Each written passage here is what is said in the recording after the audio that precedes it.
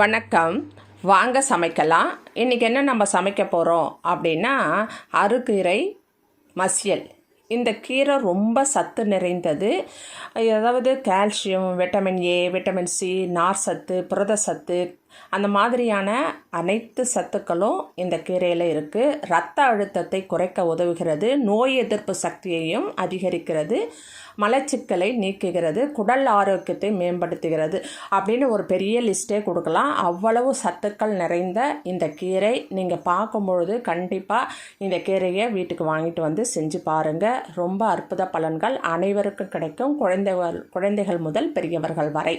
இது எப்படி செய்யணும் அப்படின்னா, இதை நம்ம கூட்டு மாதிரி செய்யலாம், பொரியல் செய்யலாம், அவியல் செய்யலாம், இந்த மாதிரி மசியலும் செய்யலாம். அந்த மாதிரி இது எந்த விதத்துலையாவது நீங்கள் இதை செய்து சாப்பிடுங்க.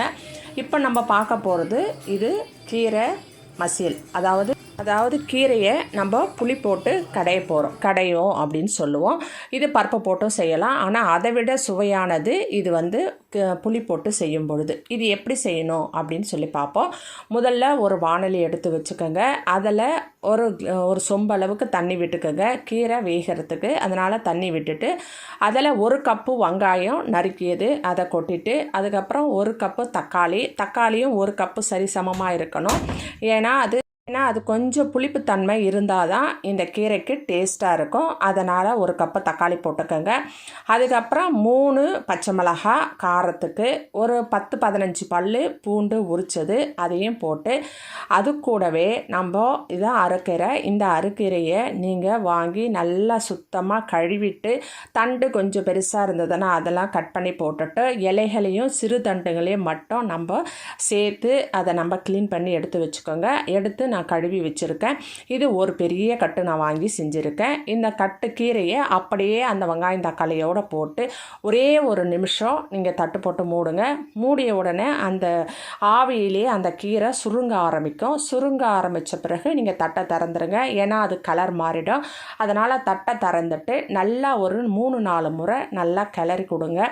இது ஒரு வேகிறதுக்கு ஒரு 3 நிமிஷம் இல்லைன்னா 4 நிமிஷம், ரொம்ப நேரம் வேக விடாதீங்க. 4 நிமிஷம் வெந்ததுன்னா போதும். இதுக்கிடையில் நம்ம இந்த கீரைக்கு வெங்காயம் தக்காளி எல்லாத்துக்கும் சேர்ந்தாப்பில் புளி ஒரு எலுமிச்சை சைஸ் அளவு புளி போட்டுக்கோங்க. போட்டுட்டு இந்த கீரை வேகும் போதே இதுக்கு தேவையான உப்பும் போட்டுக்கோங்க. 1 ஸ்பூன் உப்பு போட்டுக்கோங்க.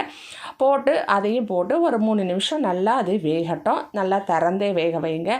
அந்த காம்பு பகுதியும் இலையையும் கொஞ்சம் அழுத்தி பாருங்கள். அது நல்லா அழுந்துச்சு அப்படின்னு சொன்னால் கீரை வெந்துடுச்சு அப்படின்னு சொல்லிட்டு அதுதான் அதனுடைய பக்குவம். அந்த மாதிரி அதை பார்த்துட்டு அதுக்கப்புறம் நீங்கள் அதை இறக்கி ஒரு தட்டில் நல்லா ஆற வச்சுக்கோங்க. ஆற வச்சுட்டு மிக்ஸி ஜார் எடுத்து அதில் இந்த கீரையை போட்டு நல்லா மை போல் அரைச்சி எடுத்துகிட்டு வந்துடுங்க. கொஞ்சம் கம்மியாகவும் அரைக்கலாம், இருந்தாலும் நல்லா நைஸாக அரைச்சா இன்னும் டேஸ்ட்டாக தான் இருக்கும். இது அரைக்கிறதுக்கு சாதா தண்ணி பயன்படுத்தாதீங்க. இந்த கீரை வேக வச்சு இருக்கிற தண்ணியே நீங்கள் மிக்ஸி ஜாரில் விட்டு கீரையை அரைச்சிக்கோங்க. அரைச்சி அதுக்கு ஒரு தாளிப்பு பண்ணணும்.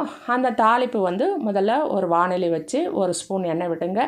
3 வரமிளகாய், கொஞ்சம் பெருங்காயத்தூள், ஒரு 10-15 பல் தோலோட பூண்டு நசுக்கி போடுங்க. போட்டுட்டு நல்லா ஒரு கைப்பிடி அளவு கருவேப்பிலை அதையும் போட்டு நல்லா வதக்கி கொடுங்க. ரொம்ப மணமாக இருக்கும் இந்த தாளிப்பு. இந்த மாதிரி நல்லா வறுத்து எடுத்துட்டு அதுக்கப்புறம் நீங்கள் என்ன செய்யணுன்னா, மிக்ஸி ஜாரில் நம்ம ஏற்கனவே கீரை அரைச்சி வச்சுருக்கோம். நான் 3 ஜார் வந்தது எனக்கு. நான் ஒரு பெரிய கட்டை அரைச்சேன். அதனால் நான் 3ஆவது ஜாரில் தான் இந்த தாளிப்பை போடுறேன். நீங்கள் 1 ஜார்னால் அதுலேயே போடணும். அதாவது கீரை அரைஞ்ச பிறகு அதாக கூட இந்த தாளிச்சதில் கொஞ்சம் பூண்டு, ஒரு 2 கைப்பிடி அளவுக்கு 2 கரண்டி அளவுக்கு பூண்டு போட்டுக்கோங்க. ஒரு வரமிளகா, கொஞ்சம் கருவேப்பிலை எல்லாத்தையும் சேர்த்து போட்டு அந்த அரைச்ச விழுதுலேயே திரும்பவும் ஒரு முறை ஒரு சுற்றுக்குங்க. அப்போ அதில் எல்லாமே அது அரைப்படும். அப்போ ரொம்ப டேஸ்ட்டாக இருக்கும். அந்த நம்ம தாளிச்ச உடைய வாசனை அந்த கீரையில் அப்படி வரும்.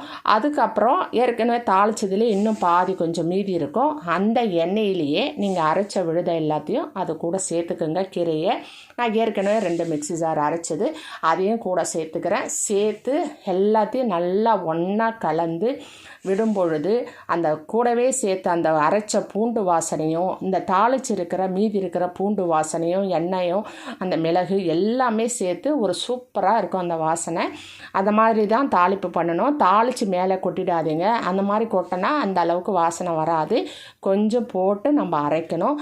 அந்த மாதிரி அரைச்சி நல்லா தாளித்து விட்டுட்டு இதை கிளறி கொடுத்து உப்பு திட்டமாக இருக்கா அப்படின்னு பார்த்து தேவைன்னா இன்னும் கொஞ்சம் சேர்த்துக்கோங்க. இந்த டைமில் சேர்த்து நல்லா கிளறி கொடுத்து ரொம்ப நேரம் அடுப்பில் இருக்கக்கூடாது, கொதிக்கக்கூடாது. ஒரு 2 நிமிஷம்தான், நிறைய நேரம் வேக வைக்காதீங்க. இந்த பச்சை கலர் அப்படியே இருக்குது பாருங்கள். 2 நிமிஷம் அது சூடு ஏறி எல்லாம் ஒன்றா கலந்து வந்த பிறகு இறக்கி வச்சு பரிமாறுங்க.